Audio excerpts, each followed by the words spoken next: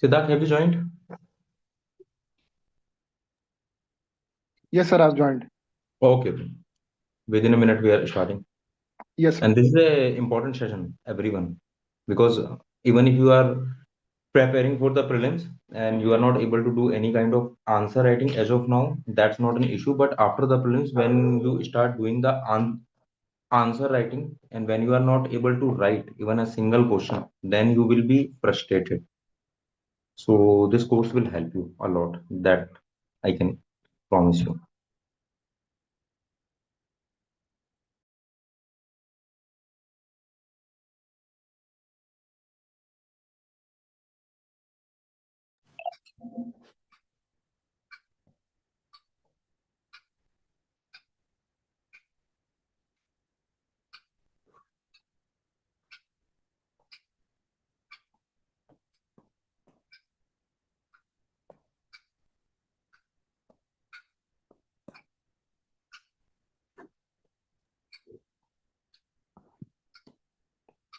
Good.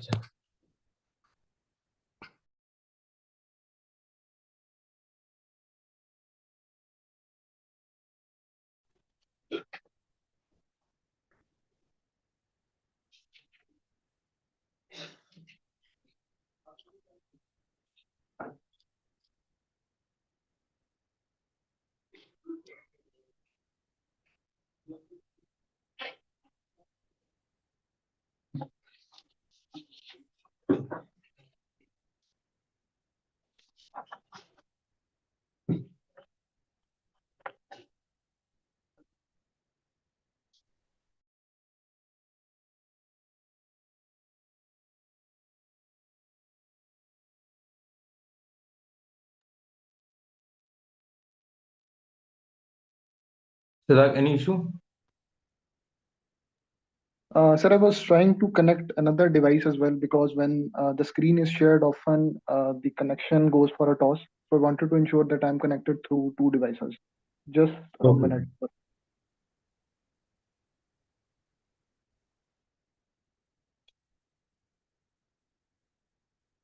From the scratch, this course will start. So those who have no experience of answer writing, you need not to worry about anything. From the very basic will start.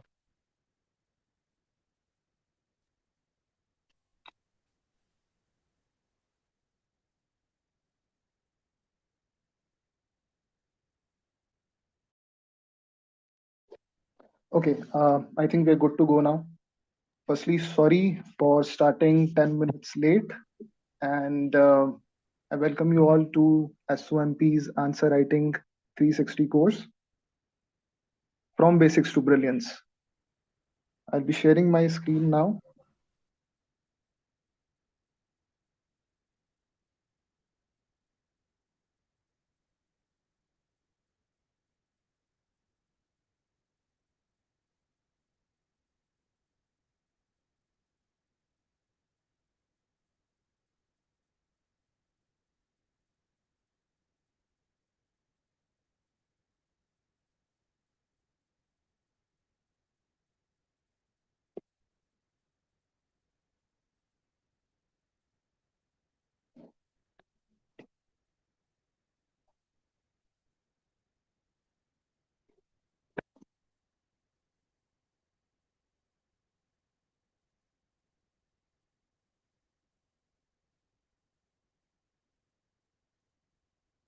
Okay, I hope my screen is visible. Can somebody please confirm? Yes, Siddharth, it's Okay, visible. thank you, sir. So, the reason why we have named the course from basics to brilliance is, as sir also elaborated, that we will be starting the things from the very basics and slowly we will be taking them to the advanced level. And I'd like to clarify what the objective of this course is at the very outset. If I put it very simply, the objective is to make sure that by the time we end this course, each one of you has complete clarity that how you should write answers, which will fetch you a very good score in the mains examination. This is the objective of this course. And before moving forward, a brief introduction from my side. My name is Siddhak Singh, and I come from the state of Punjab. With regard to my UPSC experience, I have got the call for the UPSC interview thrice.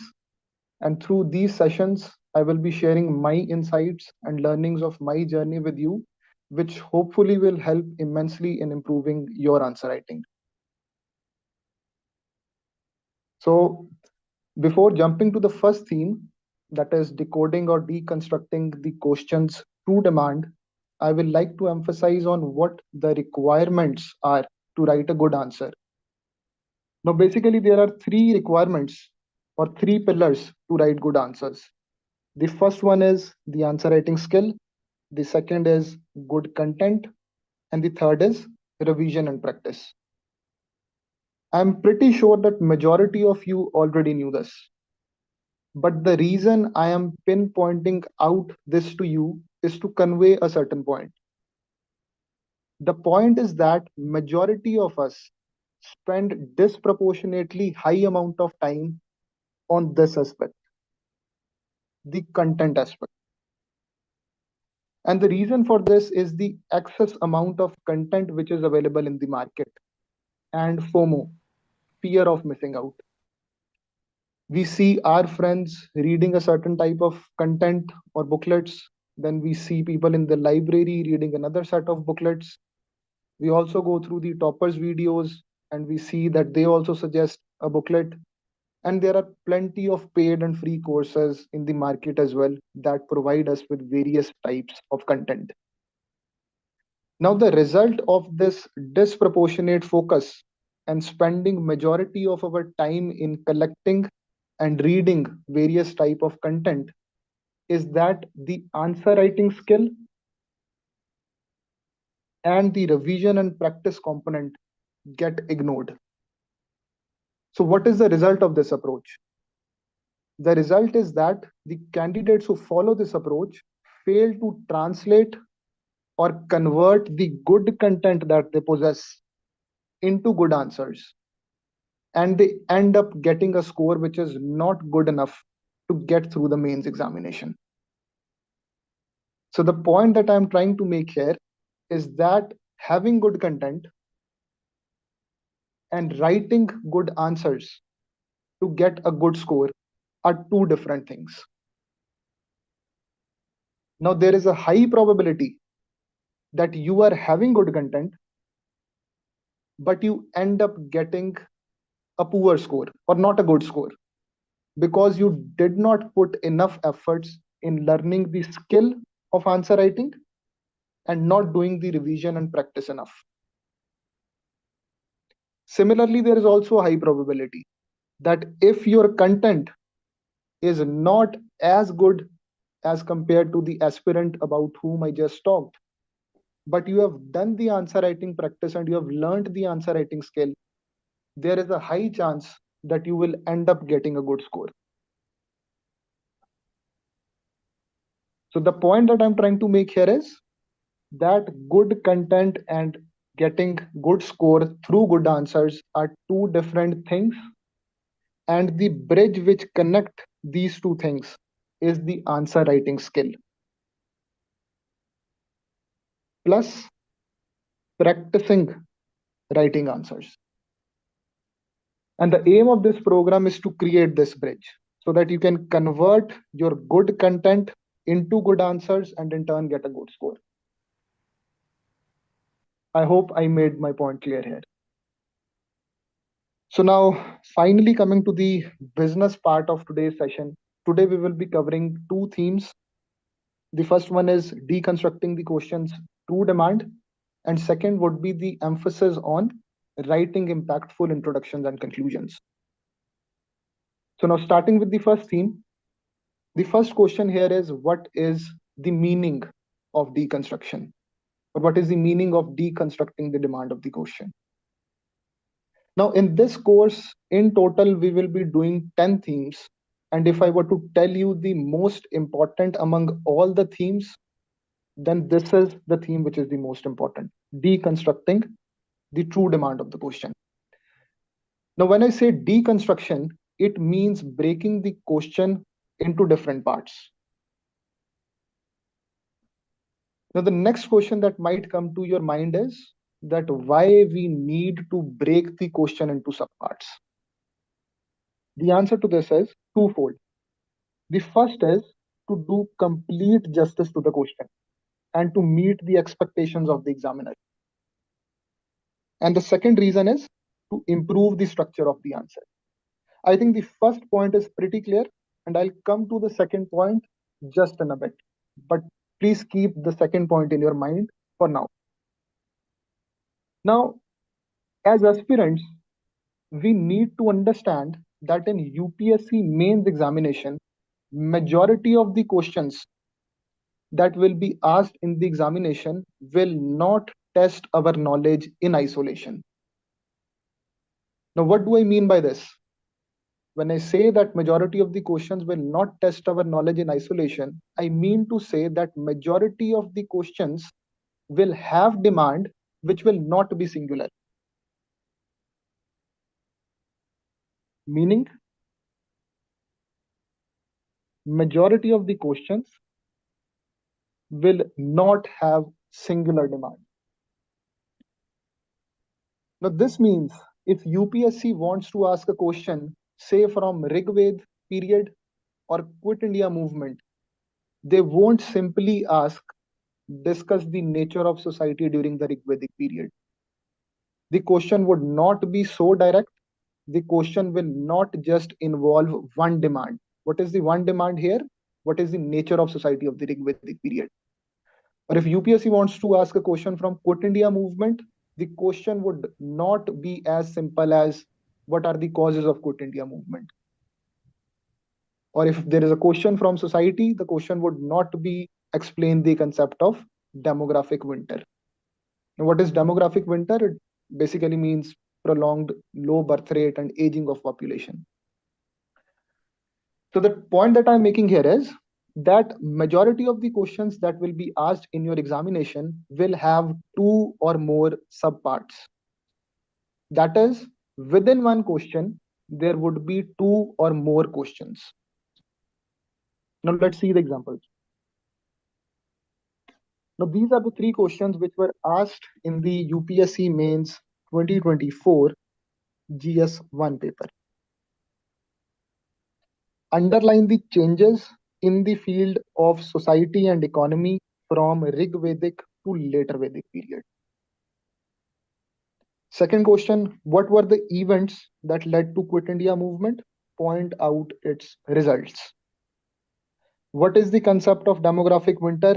Is the world moving towards such a situation? Elaborate.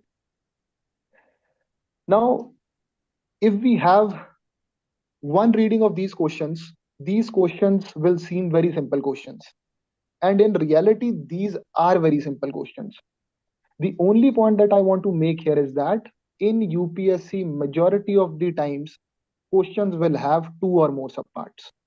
So while we read the question from the question paper, we should mark the subparts on the question paper itself. For example,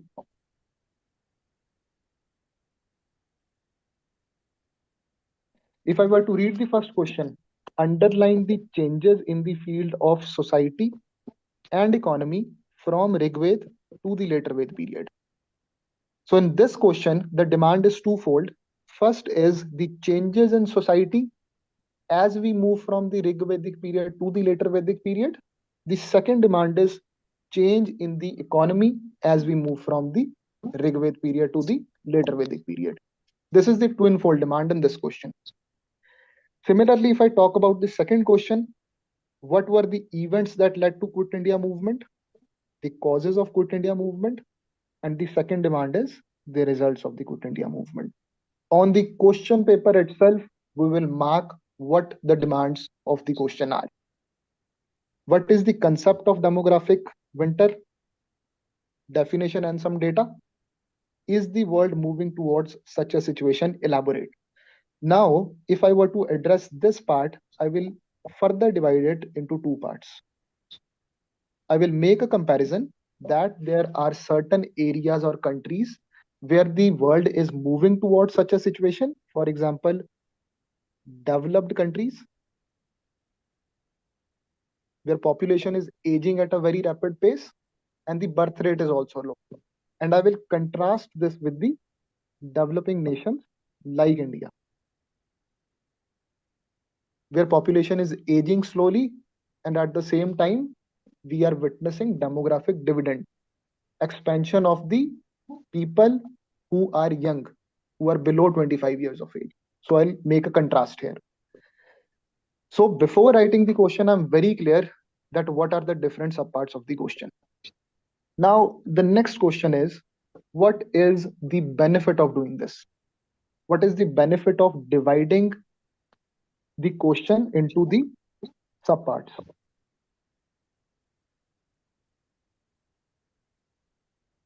Right. Now, the benefit of this is again twofold. The first benefit is that by dividing the question into different subparts, we remove the possibility of missing one part of the question completely. Because if we have marked different parts on the question itself, we will make sure that we address them on the answer sheet. So the first benefit is not missing a subpart or one demand of the question. This is the first benefit if you do this practice.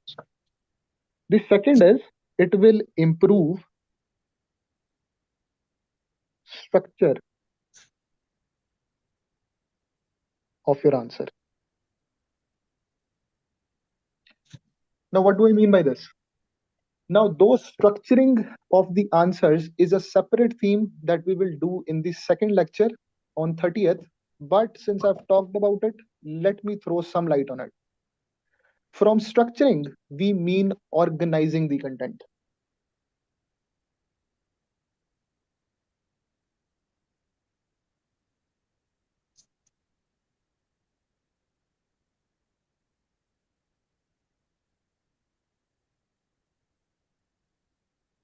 Organizing the content in such a manner so that it meets the demand of the question.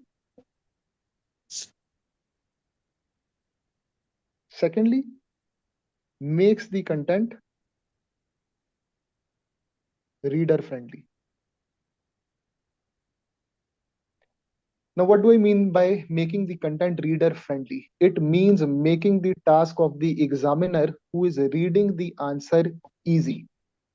Now, the next question is, how does deconstruction of the question or breaking the question into parts help us in improving structuring?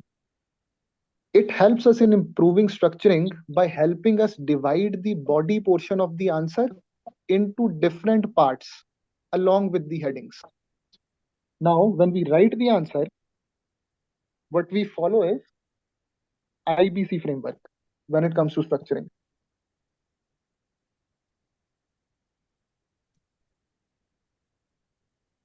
Introduction, body, and the conclusion. So the initial part would go for introduction, then we will have a body, then we will have a conclusion. So this is the structure that we basically follow. And when we divide our answer into the subparts, then within the body portion, we are able to reflect this using different headings. Let me demonstrate this to you.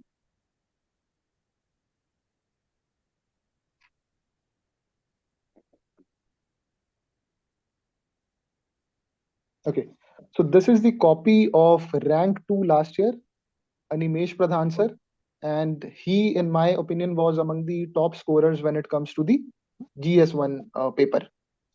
So let's go to the first or the second question in his copy.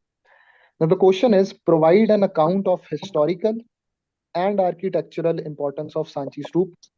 Also discuss how it inspired the future architecture in India. Now, when I read this question, I immediately come to know that the question has three demands.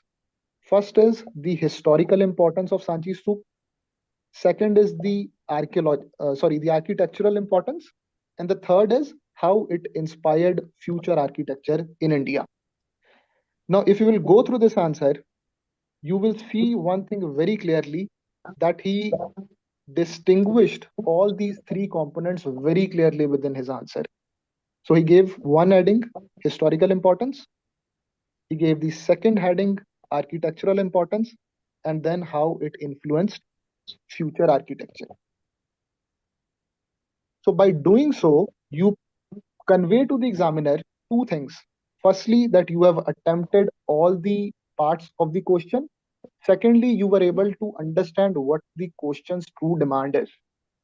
So you make the task of the examiner easy. If he wants to know the historical importance, he will directly jump in. Okay, there are 1, 2, 3 points here, architectural importance, 4 points here, influence on future architecture, again 3 points. So you make the task of the examiner easy, as he has not, you've saved him from the time and effort it would have entailed had you written all these things collectively without any headings. This is the benefit of deconstruction. Similarly, another question: discuss why the Bay of Bengal is more prone to cyclones than the Arabian Sea. First is the reason for more cyclones in the Arabian Sea. Second, explain the reasons for decrease in frequency of tropical cyclones during the southwest monsoon season. Now again you will see he has bifurcated the body portion into first part, Bay of Bengal is more prone to cyclones than Arabian Sea. And then the second part, reasons for decrease of frequency during the monsoon season. So I hope that you have understood that what is the importance of deconstructing the demand of the question. So now moving forward,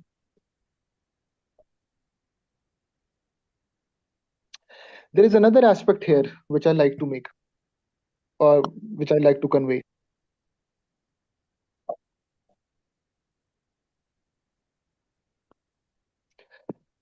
The second aspect, when it comes to deconstruction of the demand of the question, is that if you have gone through the question papers of the previous years of mains, you will realize that many a times the question starts with a statement, and once the question makes that statement, the actual question comes, or the real question comes.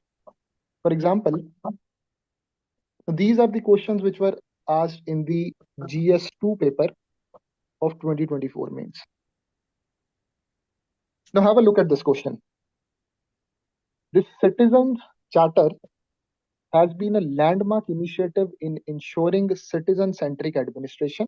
This is the statement that has been made here. But it is yet to reach its full potential. Identify the factors hindering the realization of its promise and suggest measures to overcome them. This is a 15 marker question. Now, when you will read this question, you might get the notion that the real question is only this, in which the question asks you what are the factors hindering the realization of the promise. The second part is suggest measures to overcome them. However, there is a non-core demand of the question as well.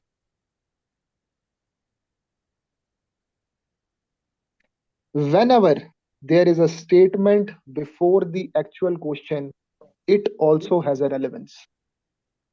And you have to keep this in mind. So let us go through the first statement again. This Citizens Charter has been a landmark initiative in ensuring citizen centric administration, but it is yet to reach its final potential. So here it is talking about the importance of Citizen Charter in ensuring citizen centric administration.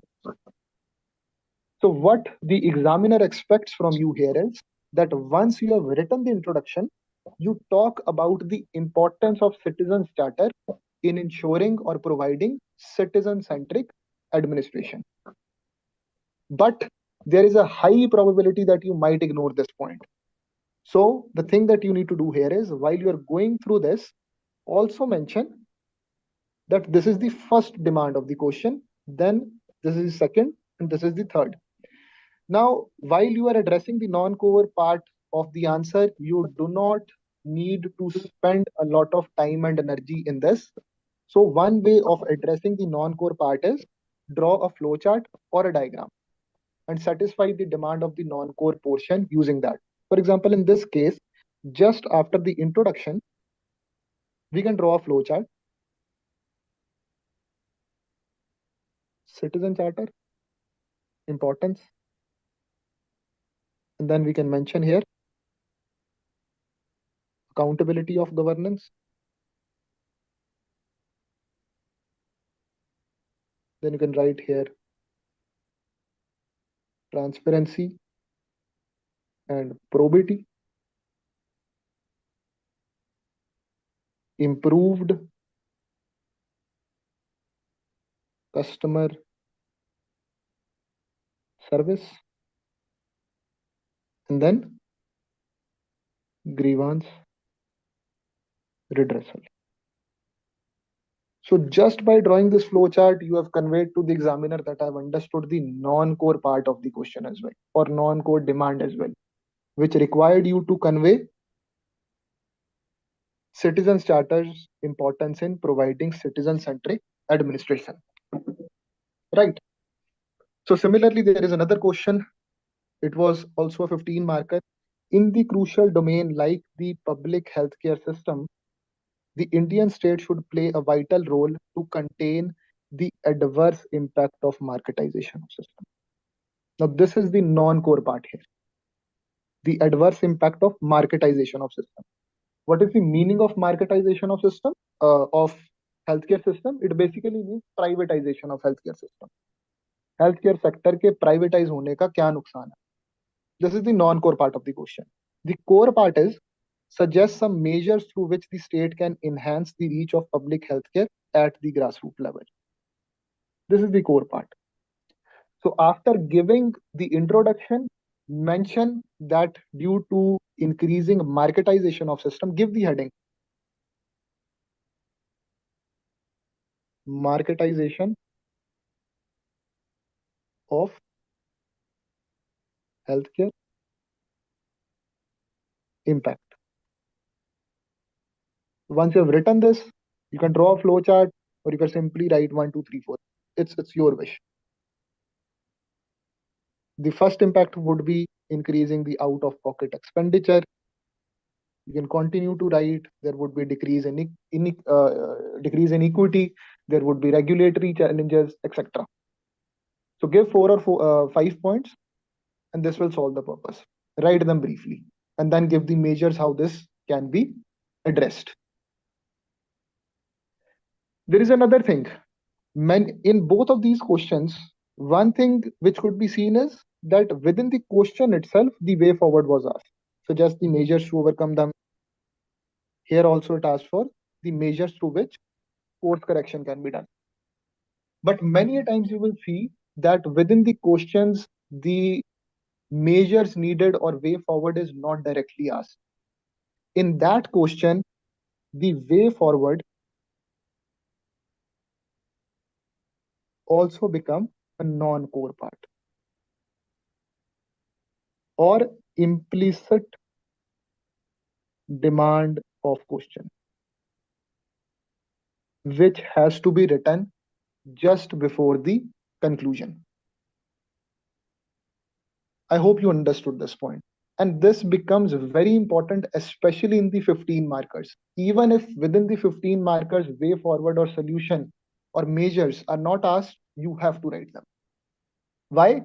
Because since we are preparing for the examination of civil services, it is important that a solution oriented outlook should get reflected in your answers. And how we can reflect that solution oriented outlook? By providing solutions or way forward within the answers. Let me show you the same copy again. Now let's read this question. As fertility rates decline in India, future demographic concerns center around an aging population and a weak social security system. Discuss. So the main demand of the question is concerns with regard to the aging population, basically demographic winter, and weak social security system. Right. So here the heading demographic concerns around aging population and weak security system. Multiple points were given, but before the conclusion, remedial measures or way forward was given that how we can address this. Though it was not directly asked in the question, but still it was given. This is the approach that needs to be followed. Let's see another question. With a significant proportion of India's population expected to live in urban areas by 2030, the welfare of the urban poor needs to take a center stage. This is the main demand of the question. Here again, solution is not asked. It is implicit, but we will have to write this. So the main demand of the question is talking about the welfare of the urban poor as urbanization increases in India. Need and welfare of urban poor, right? Multiple points, but in the end, remedial measures. That what are the steps that we can take as urbanization would increase? There are certain things which need to be done so as to ensure the welfare of the poor people within the urban areas. Right? So substantial amount of space was provided to this aspect or this part, though it was not directly asked within the question. So this was all about deconstructing the demand of the question and understanding that why this is important. We will keep looking into it in the other themes as well. But for now, I think this much is sufficient for you people to understand the relevance of this part. So now moving forward to the next theme, the power of introduction and conclusion.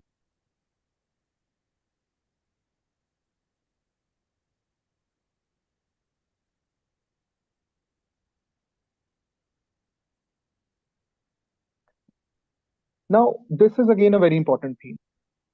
Try to understand one thing that when we go through topper copies of a same test, more or less we will notice that the body portion reflects similar points. What is the reason for this? Because majority of the serious aspirants, they study from almost the similar sources, refer to the same notes or books, and analyze the similar type of current affairs. So the chances of making your answer stand out from others is relatively less through the body portion. And it is through the introduction and conclusion that you get the opportunity to reflect the depth of your knowledge, your ability to interlink different concepts, and present a futuristic outlook. As a result, introduction and conclusion matter a lot.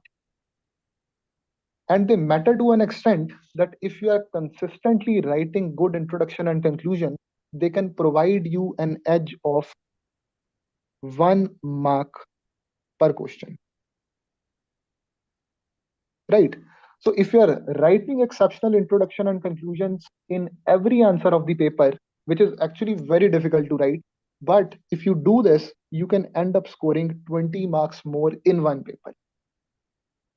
And if you do this consistently over the 6 papers, 4 GS papers, plus the optional paper, it translates into 120 marks. Now, I understand that it is very difficult to write exceptional introductions and conclusions in 20 questions, but if you are able to do this in even half of the questions, you can get a very big edge here. So now let's talk about introduction and conclusion separately. Now, the first question is, why does introduction actually matter? Introduction की importance ज्यादा क्यों है? The first reason for this is introduction act as the first impression. The introduction is examiner's first interaction with your answer, right? So if your introduction is written well, it immediately grabs the attention of the examiner. The second reason why introduction is important is because it shows clarity of thought.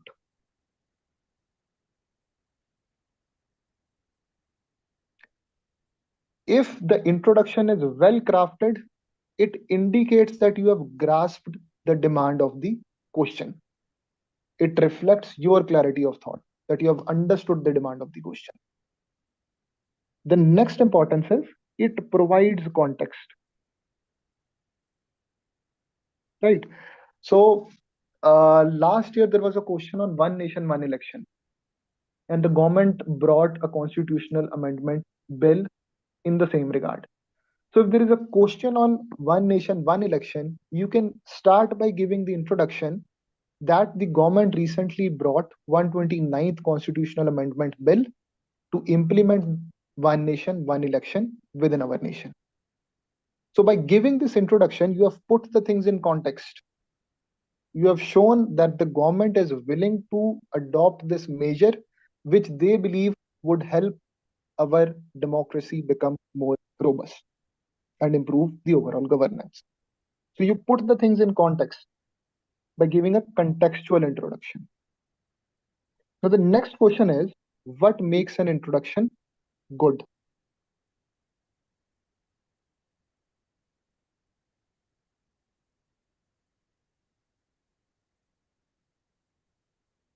Introduction अच्छी कैसे बनती है या अच्छी कैसे लगती है?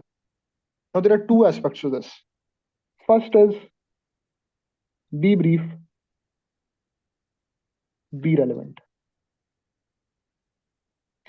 Don't make the introduction very bulky because it will eat into your space for the body portion.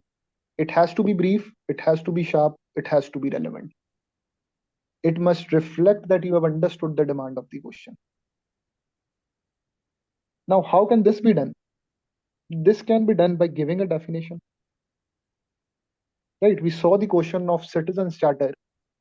By giving the definition of citizens charter as given by the second ARC, it would have been a very good introduction. This other thing that you can do is context, like I told you about the one nation, one election. What is the other thing that you can do? You can quote some data. For example, there was a question on urbanization that we just saw. We can give the data that as per Niti Aayog, by 2050, 50% of our population would be living in the urban areas from presently 32%. Again, you put the things in context that urbanization is expected to rapidly increase in India in the coming years. What is the other thing that you can do? You can give a quote. For example, it is seen in ethics that a lot of themes are consistently repeated. One of such themes is, say, environment, right? There is a quote. You can either quote Gandhi here, or if you have learned some other quote, for example, what I learned was that nature provides free lunch provided we control our appetite. This is a very simple quote. And I had thought previously that if there would be any question on environment, I'll be starting my answer with this quote. So you can prepare good introductions and conclusions for the themes which are repeated beforehand. That will help you A, save your time, B, create a good impression on the mind of the examiner. Moving forward to conclusion. Now, what is the importance of conclusion? Remember one thing, that conclusion is the last part of your answer that the examiner will read before awarding you the marks. Marks देने से just पहले जो examiner ने पढ़ा होगा, that would be your conclusion. So writing a good conclusion becomes very important. A good conclusion may compensate if there is a slight issue within your body portion. Similarly, a poorly written conclusion or an average conclusion may dent your score even if you have written a very good body portion. Right? So, if I were to put it, why conclusion matters? The first reason is it is the last part to be read by the examiner before giving you the marks.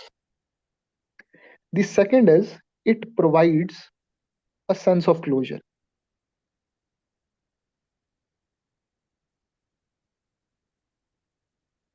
Now, without a proper conclusion, your answer may feel incomplete or abrupt. So, a good conclusion actually provides you the opportunity to provide closure to your answer.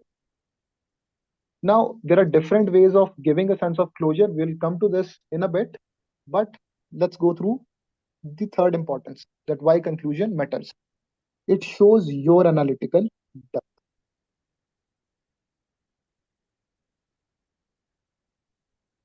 right? A thoughtful conclusion reflects your ability to think holistically and offer solutions. Like I told you, it is important to show that you are solution oriented, and you can show that through your conclusion. While you are writing the way forward, just before the conclusion, one thing that you can do is save the best point of the way forward for the conclusion. If you have 5 points or 6 points in your mind for the way forward, write 4 or 5 here, save the best one for the conclusion. It could be a committee recommendation, it could be a policy suggestion, it could be Niti Aayog, some suggestion, global best practice, etc. Any of these. Save this for the conclusion. Now, how can you make your conclusions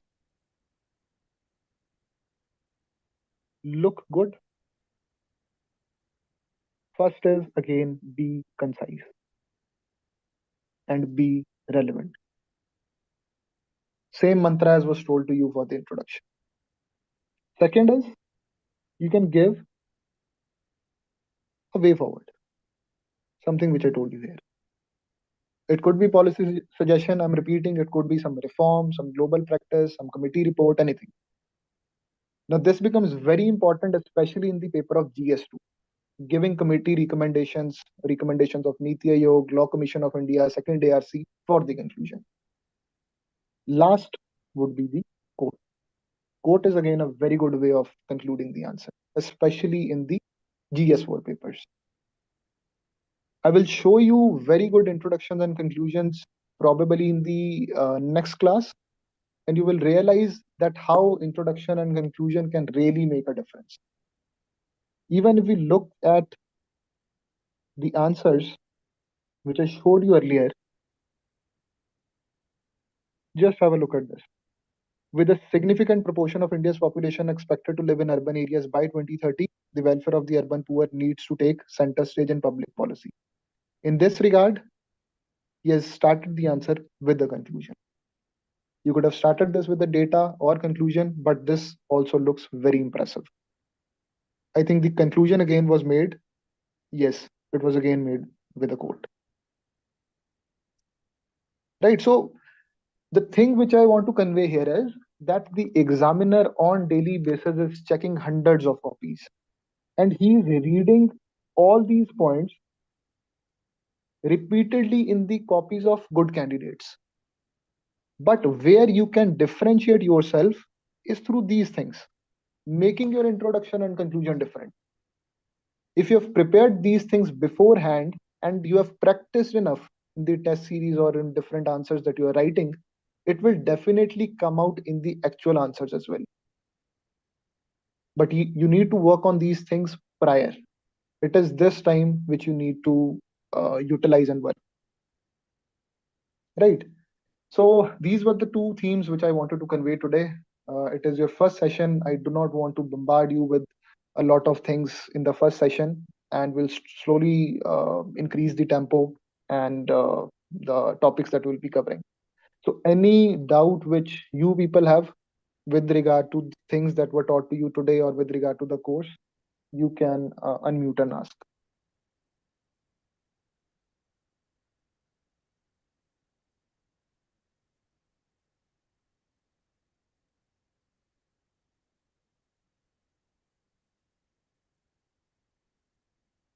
कोई doubt नहीं है किसी को?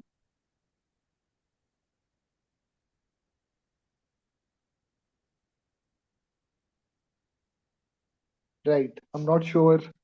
I hope that this is a good sign. But okay,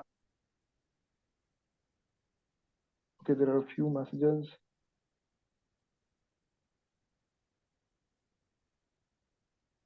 कितने hours का session होगा? So generally your sessions would be around 1.5 hours. Some may be a bit small or some may get a bit extended as well, depending upon the demand of the themes. But the average would be around 1.5 hours. How many classes in total? In total, there would be 5 classes in which we'll be covering 10 themes.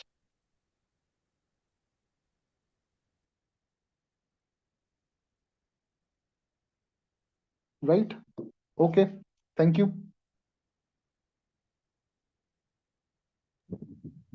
Hello. Yes. So can you hear me? Yes, you're audible. Yes.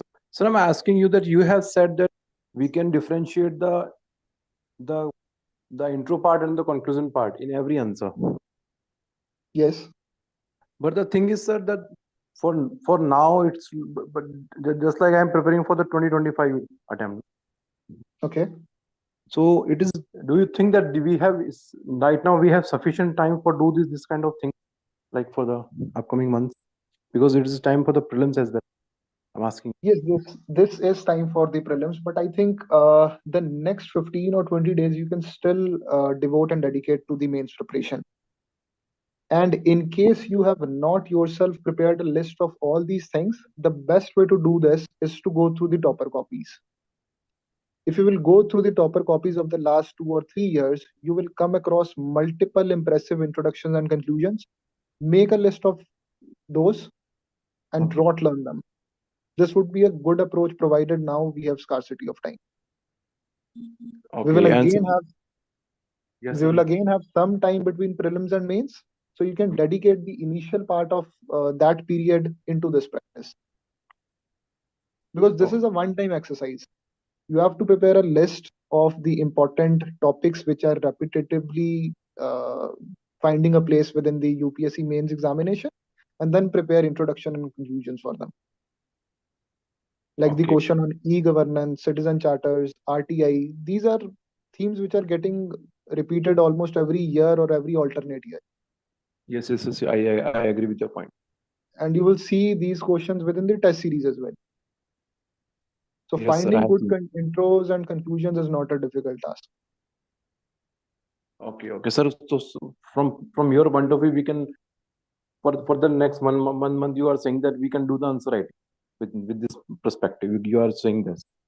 Yes, if you think that you are in a comfortable position with regard to the prelims preparation, then you can definitely spend the next 20-25 days on this. Okay, sir. Okay, okay. Thank you. Okay, any other question? Hello हाँ जी. Sir आप offline available होंगे क्या? नहीं यार, offline मैं available नहीं हो पाऊंगा. Right now I am in Punjab, but we can connect digitally. और कोर्स का जो ड्यूरेशन है वो 1 मंथ रहेगा या फिर प्रीलिम्स के बाद भी नहीं, कोर्स कंटिन्यू? की आपको जो शेड्यूल है वो ब्रोशर के अंदर दे दिया था आपको. You can go okay through sir. the brochure. The second class is on 30th. मतलब ये वाली जो आपकी क्लासेस होंगी ये 10-12 फरवरी तक खत्म हो जाएंगी. Okay sir, thank These classes would be completing in a relatively shorter span of time, because I want you to listen to these classes once and then start practicing on your own. You. Okay sir, thank you. So majority of the tools would be taught to you, and then I think some amount of time would be left with you so that you can practice these tools.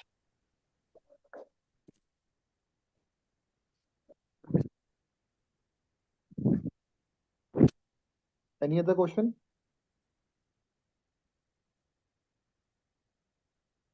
Okay, I think there are a few messages. Let me go through those.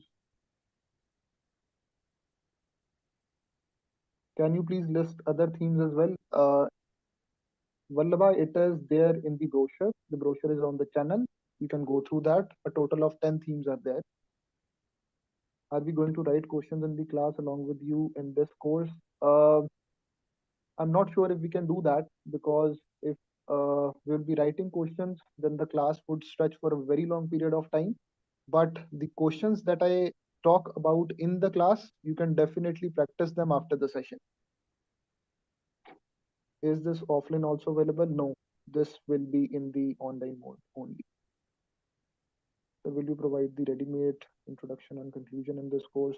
I'm sorry, this is something which I'm not sure we'll be able to provide. But wherever you people feel that for this topic there is issue in crafting a good introduction and conclusion, you can definitely convey that to me, and I'll be glad to help you there.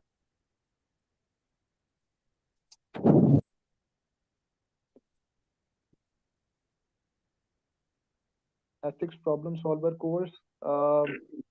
I'd like to resume that, but I think the right time to do that would be post prelims now.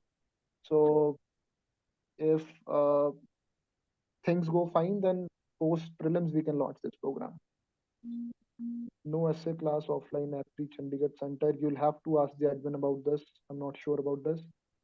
Given the short duration of the course, please reduce the fees. Will recordings be provided? Okay. With regard to the fees, I think you'll have to contact the SOMP administration in this regard.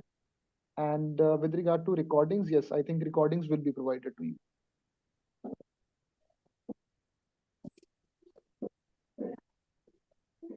Okay, friend. Okay.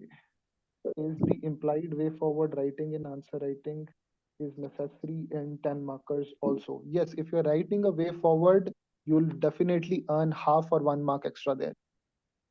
You can go through, I'll be showing you certain copies in the subsequent sessions as well, where you'll see that the toppers who get extremely high score, for example, if you want to score say in excess of 125 or 130 in GS2, I've seen toppers writing way forward in the 10 markers also, where way forwards are not asked. I'll show you those copies in the coming sessions. How to differentiate between introduction and conclusion?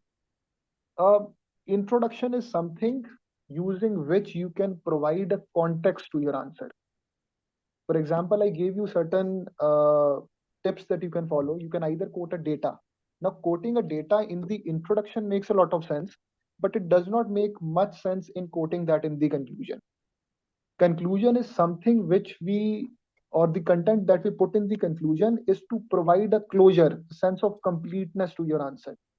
So introduction is to put the things in context using a definition or data.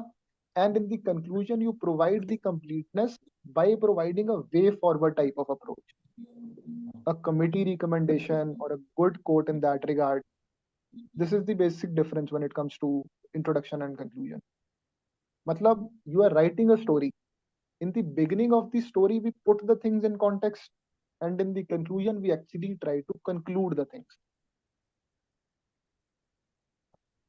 Answer writing will be in the live mode. So per se, there would be the answer writing component is not part of this program. The interaction that we will have would be in the live format only. And the basic idea of this course is not to make you write answers. The idea of this course is to prepare you to write good answers, to convey to you what actually you need to do right answers, to write good answers. How you can make impressive introductions and conclusions, how you can improve your structuring, how you can improve your flow, how you can inculcate value addition component, how you can manage the issue of time. These are the things that we will be doing in this. And once you get the idea of all these things, you will be in a position to write good answers. So answer writing per se is not a part of this, but making you ready to write good answers is something which we are targeting through this course. So does way forward get succeeded if we write way forward in every question? Now, I think this is a good question. The word limit for the 10 markers is 150 words, and for the 15 markers is 250 words. If you will go through the topper copies, you will see that in every question, word limit is getting exceeded. So you have to develop the speed to write 180 words in 10 markers and 280 to 300 words in 15 markers. You have to write it. If you want to get an edge, you have to incorporate a lot of content in your answers. And how we can incorporate a lot of content in the answers, there is another theme in which The name of the theme is write more, but pack it tightly. That is, you convey a lot of things while using less words. Now, that is another thing which I like to convey once we are on that theme. But definitely, writing way forwards or making the answer multidimensional does help you fetch a lot of marks. So some say with way forward we should not write conclusion. No, conclusion is important. If you are writing way forward in a separate heading, then you have to write the conclusion as well. But in case you feel that the say there is a question which is 10 marker and the core demand of the question is already in three parts, so that might not leave you with space and time to write a way forward separately. So in that case, within the conclusion you can write a way forward, because within the body portion it is difficult to write four different subparts. In that case you can write within the conclusion way forward, or else try to make a point that way forward is written separately even for the 10 markers. If there are only two parts, then definitely you can give a way forward separately within the body portion.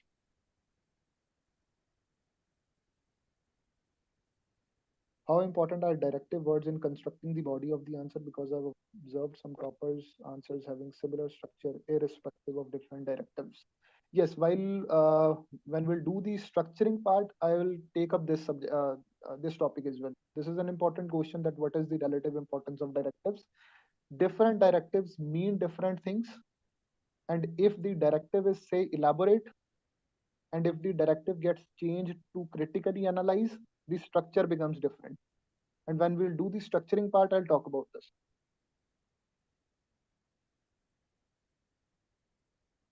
I've suffered a lot in space management and writing speed.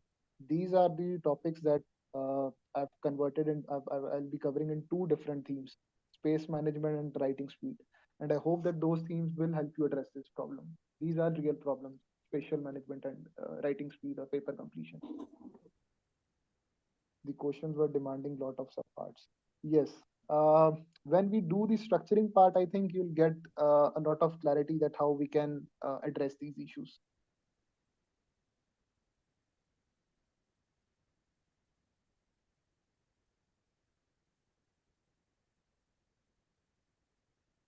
Okay.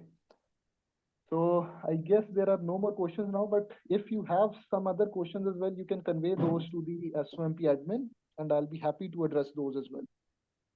So till then, bye-bye, and hopefully we'll meet on 30th. Okay.